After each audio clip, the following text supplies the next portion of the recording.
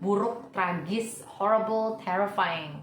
Hi everyone, my name is Adela and welcome back to my channel. Kalau kalian baru, halo, selamat datang dan semoga kalian bisa menemukan apa yang kalian cari di channel gue. First and foremost, gue mau ngucapin dulu Happy New Year and Happy Chinese New Year untuk teman-teman yang merayakan.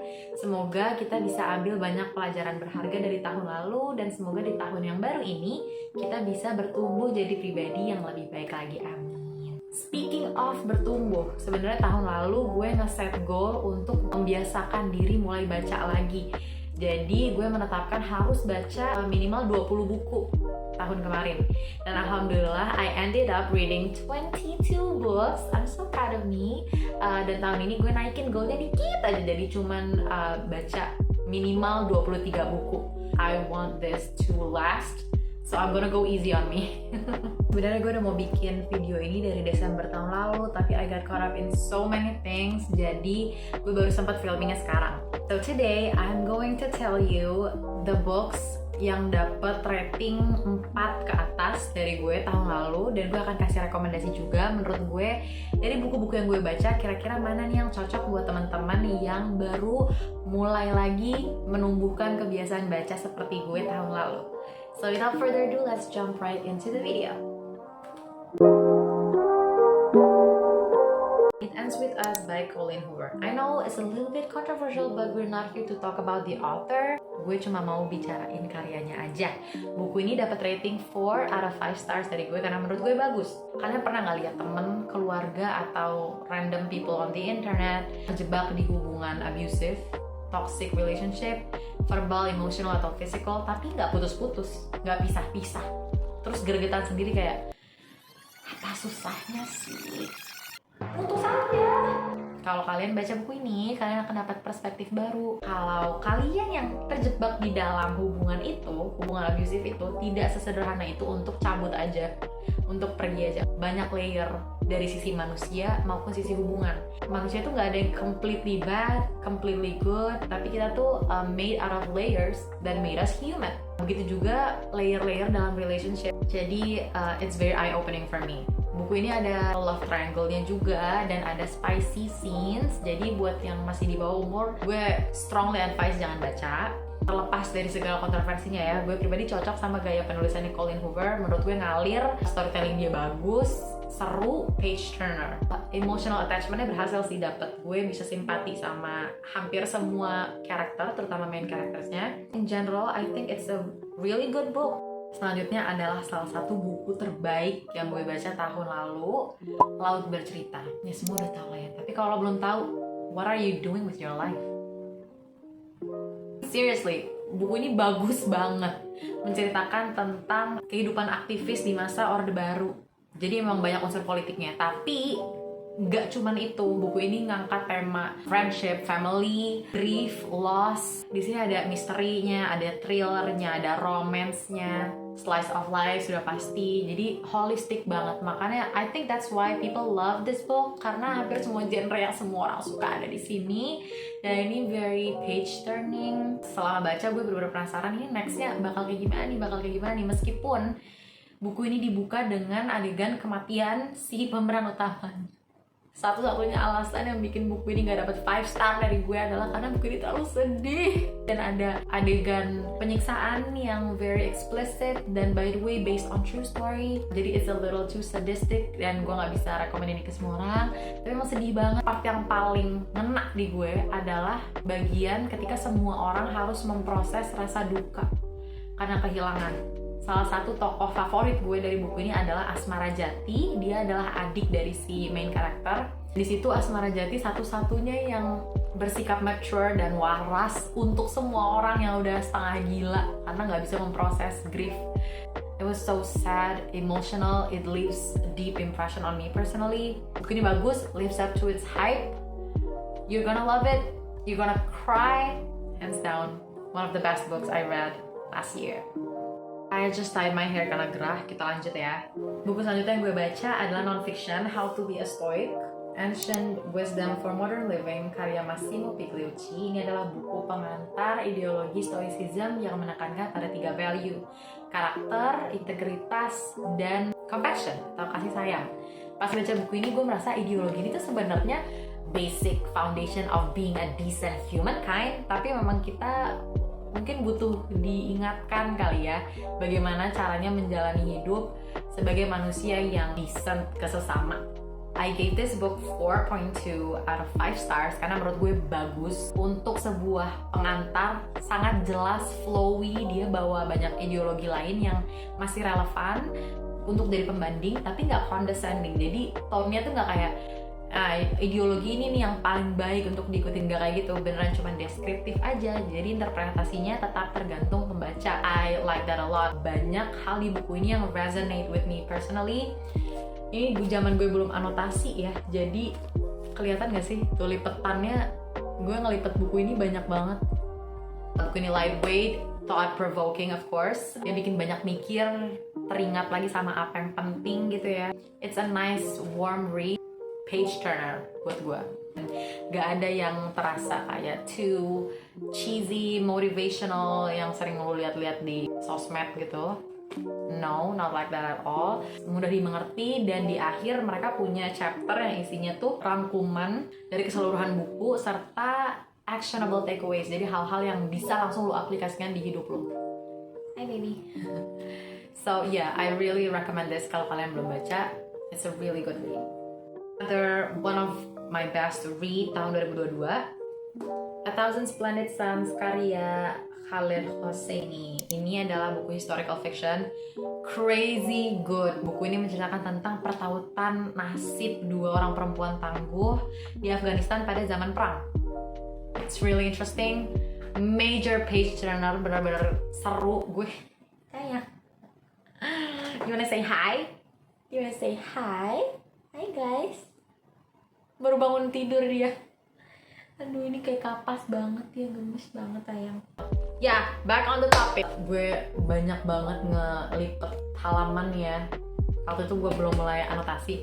It's really really good. Tapi banyak trigger warningnya juga karena ini zaman perang ya. Jadi ada domestic abuse, ada murder, war, brutality, suicide dan lain sebagainya.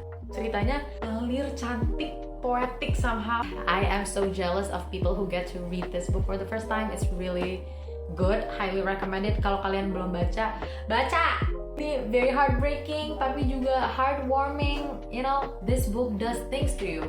It's really good. Buku dengan rating tertinggi selanjutnya yang gue baca tahun 2022 adalah non-fiction, Rich Dad Poor Dad karya Robert P. Kiyosaki. Apa yang diajarkan orang kaya kepada anak-anak mereka tentang uang yang tidak diajarkan oleh orang miskin dan kelas menengah. Buku ini disampaikan dalam bentuk storytelling dari si Robert yang punya dua sosok ayah dalam hidupnya, di mana mereka punya pandangan yang sangat berbeda tentang keuangan dan banyak hal dalam kehidupan gitu yang relevan dengan keuangan. Nah, dari dua pandangan ayah ini, Robert banyak belajar dan dia menginfuse gitu. Jadi dia gabungkan keduanya untuk menemukan jalan ninjanya sendiri dalam financial management. Gue ini salah satu orang yang gak terlalu suka financial management, numbers, tapi dia lebih psychological than technical. Jadi banyak nge-tackle mindset dulu tentang financial yang masih dimiliki kebanyakan orang yang menjadi mental block untuk mencapai financial freedom. Introductory yang menurut gue solid, ringan, kayak mudah dipahami, dan ini salah satu buku terjemahan yang ngalir. Gue seneng banget sih karena gue awalnya takut baca buku ini karena dia terjemahan bahasa Indonesia, tapi it ended up being one of the best read that I read last year. Lihat ini gue udah mulai anotasi banyak banget kan. Buat teman-teman yang baru mau mulai melek finansial atau mulai peduli lah sama keuangan dan lain sebagainya, menurut gue mulai dari sini bagus banget sih. Ini sangat basic. You're gonna like this. Buku selanjutnya yang surprisingly dapat rating gede dari gue tahun lalu adalah Aku, Maps dan Babs karya Soka Sobita dan Reda Gaudiamo. Keduanya adalah sepasang ibu dan anak. Gue kasih rating 4 dari 5 bintang. It was very touching dan sederhana. Jadi buku ini tuh adalah kumpulan cerita-cerita, pemikiran-pemikiran Soka waktu dia masih kecil. Ibunya dan Soka suka ngetik-ngetik gitu, iseng aja nulisin apa yang terjadi hari itu, apa yang membuat Soka penasaran hari itu.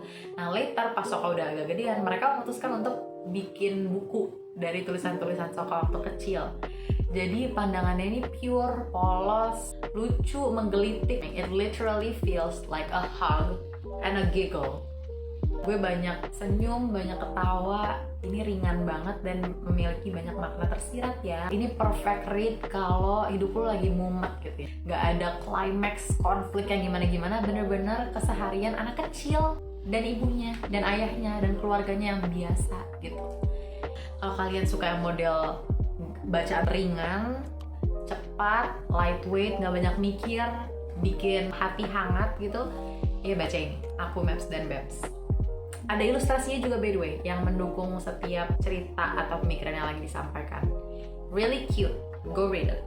Buku selanjutnya yang dapat rating lumayan tinggi juga dari gue tahun lalu adalah Cantik Itu Luka karya Eka Kurniawan. Kopi yang gue punya ini edisi 20 tahun jadi warnanya udah hijau, sebelumnya covernya merah.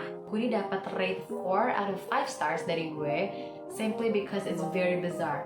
This is an extraordinary read. Aneh, vulgar, sembarangan, serampangan, ada horornya, drama, betrayal, magical realism, bener-bener campur aduk banget. Jadi buku ini tuh kayaknya bisa kita sebut fiction, literary fiction dibanding historical fiction karena gue belum cross check kebenaran unsur-unsur sejarahnya. Bercerita tentang kehidupan seorang perempuan namanya Ayu Dewi di masa post-kolonialisme di Indonesia. Dia dan keluarganya terkena kutukan karena meskipun mereka cantik-cantik luar biasa, tapi nasib mereka jelek banget, buruk, tragis, horrible, terrifying, menyedihkan. You get my point, right? Buku ini banyak unsur politiknya juga, tapi memang kebanyakan lebih ke drama sih, tentang kehidupan perempuan terutama ya, dari sisi perempuan di masa post penjajahan. Perlu diketahui juga kalau di buku ini ada banyak tokoh dan POV-nya pindah-pindah, jadi nggak dari awal sampai akhir si Ayu Dewi aja, enggak, tapi POV-nya pindah ke anak-anaknya dan ke tokoh-tokoh lain yang memang bersangkutan. Buku ini tuh cukup dalam menceritakan setiap POV, jadi tetap kerasa ada emotional connection-nya ke karakter-karakternya gitu, nggak kerasa terlalu buru-buru, cepet, mateng lah, bukunya terasa mateng, kematangan mungkin ya. Sampai setelah baca gue berpikir kok bisa penulisnya mikirin cerita kayak gini, ini wild banget. Beberapa kali pas baca gue too stunned to speak karena gue nggak tahu harus bereaksi gimana. I'm not saying it's great, okay? I'm saying it's not a regular story, it's weird, it's messed up, I can say. Ironis, satir, ya jadi gue akan merekomendasikan ini untuk kalian baca at least sekali seumur hidup just for the experience. Next adalah buku kumpulan cerpen karya Feby Indirani yang berjudul Bukan Perawan Maria. Buku ini punya 21 bab, cerita-cerita yang terkesan lebih kayak anekdot sih buat gue, mengangkat tema agama dan satir, ironi, gap antara ajaran agama dan praktiknya di kehidupan bermasyarakat. It's mind blowing. Beberapa ceritanya bahkan bikin gue merinding dan masih kepikiran sampai sekarang, because it was just kok bisa autornya mikir cerita kayak gini gitu. The stories are biasa, tapi ini bikin lo mikir gini, benar juga ya. Gue saranin teman-teman muslim untuk baca karena ini thought provoking for you untuk jadi lebih reflektif lagi. Dan buat teman-teman non muslim sebenarnya gak apa-apa baca, tapi kalau lo tahu ajaran agama aslinya, baca ini lebih kena poinnya dibanding enggak. Meskipun ini anekdot, some of them gak masuk akal, tapi kalau lo bisa lihat beyond it, the message, it hits deep. Okay, I just tied my hair karena gerah, tapi we're down to our last recommendation. Dan ini adalah buku dengan rating tertinggi yang gue kasih tahun lalu, Aroma Karsa by D. Lestari. Buat teman-teman yang emang udah pernah baca buku D. Lestari pasti tahu ya, word building dia tuh selalu cantik, terstruktur, flowy. By the way, ini buku masih disegel karena gue langsung beli hard copy gue sendiri sehari setelah gue beres baca buku yang dipinjemin teman gue. So it's really that good. I am not kidding you. Ini adalah fiction, adventure, fantasy, magical realism, folklore, Jadi ada mitos-mitos tanah Jawa gitu. Dan buku ini banyak bicara tentang scent and perfumery. Karena si pemeran utamanya ini punya superpower, yaitu penciuman yang sangat tajam. Menurut gue karakter utamanya ini yang sangat menarik, namanya Jatiwesi. Di buku ini kita akan mengikuti perjalanan Jatiwesi mengungkap kebenaran di masa lalu dan mencari keberadaan bunga yang super powerful yang bisa menaklukkan dunia. Itu benar-benar secara general doesn't do it justice. Please know, kalau bukunya itu jauh lebih complicated daripada itu doang. Karena ada romance juga, ada family juga, ada betrayal, ambition, it's a lot of stuff. It's a bunch of cool stuff in one book.